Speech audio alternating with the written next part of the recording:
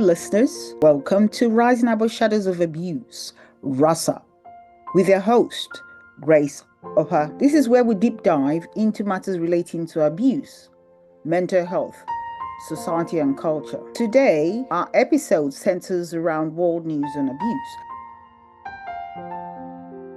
From Metro, dated 7th of March 2025 by Nora McCannon. Nearly a quarter of us know a woman or girl who have been a victim of domestic abuse over the past year, an exclusive survey for Metro found. A shocking 20% also confirmed they had seen or heard it happen in the same period, and 39% confirmed they've known a woman or girl victim of sexual harassment. The IPSOS UK survey was commissioned for Metro's year-long This Is Not Right campaign, which is shining a light on the scale of violence against women and girls. Metro and IPSOS UK also found that worrying large numbers of Brits were aware of or had seen or heard of women and girls in their life being a victim of sexual harassment, 39%, sexual violence, 34%, stalking, 32%, and taking and sharing intimate images without consent, 30%. Alongside this, the research gathered opinions on the phrase "not all men" attitude, WAWG, the barriers that women face in getting justice, and the role the media has to play in bringing about the end of this national emergency. Around 100 women are killed by men each year, often one closest to them. At least 10 women are thought to have been killed by men since the start of the year. The data released by Metro today shows that violence against women and girls continues to be a national emergency, says Farah Nazir, Chief Executive of Women's Aid. 1 in 4 respondents said they personally know someone who had been affected by domestic abuse in the last 12 months. Yet, at Women's Aid, we know fewer than 1 in 10 receive support through a refuge or community-based service. Reacting to the IPSOS UK findings, Metro editors Jess Austin and Lucy Maxstone, who launched the This Is Not Right campaign in November, said, "During the course of our violence against women research, we have read some incredibly stark stats. We oscillate between disbelief and rage over the figures we come across daily. Our own research with IPSOS UK only backs up and shines a more damning light on the trends we have seen. We know violence against women has risen in recent years. Now we can see that the public recognize this too. What alarms us, however, is how many people surveyed not only knew of someone experiencing WAWG, that 41% were aware of a girl or woman in their life being subject to domestic abuse in the last 12 months is devastating. We can only hope that these women are getting the support they need. We also know that domestic abuse does not just hurt the victim survivor, but their children, and we hope that they too find safety." These figures demonstrate exactly why we are running this campaign, and considering 67% of respondents say traditional media has a responsibility to help reduce violence against women and girls, we are determined to do all we can. The findings: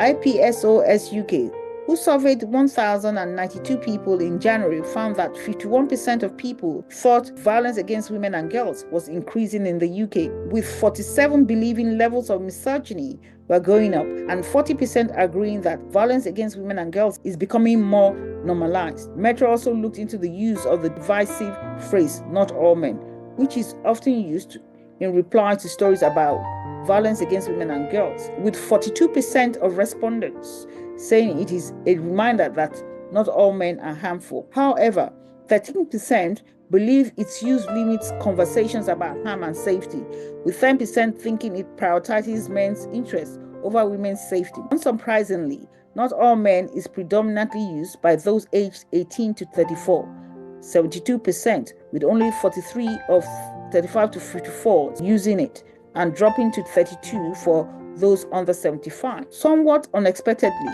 it is more common for women to use "not all men," with 40% of them admitting to using it often or sometimes, compared to 36% for men. Other areas examined by the study included what Brits thought the biggest barriers were to reducing violence against women and girls. The 3 most common answers referred to the justice system, with 3 in 10 saying it's down to police not always being able to build prosecutable cases. Of those surveyed, 28% think criminal sentences for those who commit these offenses being too light is a factor. 4% think it's down to victims being unwilling to report violent offenses against them to the police. And 22% blame courts taking too long to deal with these cases. The latter comes on the back of news just this week that there will be more funding for judges, as there are currently 73,000 unresolved prosecutions, with crimes taking place today not going to trial until as late as 2027. This same theme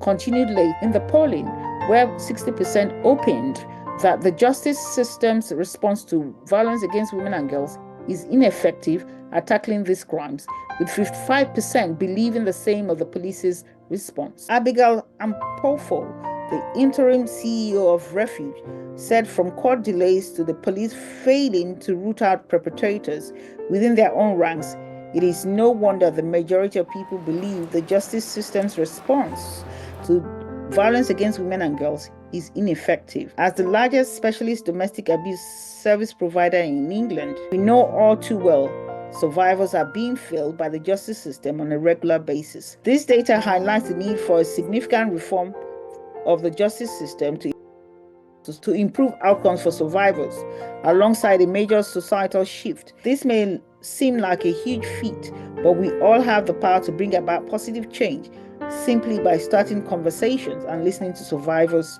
voices. She adds, while Metro News data is troubling, it is a much needed reminder that violence against women and girls is at epidemic levels, with 1 in 4 women experiencing domestic abuse in their lifetime. It is sadly not surprising to see a quarter of respondents say they personally know a woman or girl who had been affected by domestic abuse in the past year. Like many respondents, Refuge is highly aware that misogyny is becoming increasingly commonplace in our society. While much of this is playing out in the digital space, we must acknowledge that misogyny has real consequences for the safety of women and girls. Farah Nazir agrees. In order to overcome this epidemic, we need a whole system approach which addresses male violence at the core, challenging the harmful attitudes and beliefs that underpin abuse. We need urgent action to plug this critical gap in support and save lives. Whilst we welcome the government's commitment to halve violence against women in a decade,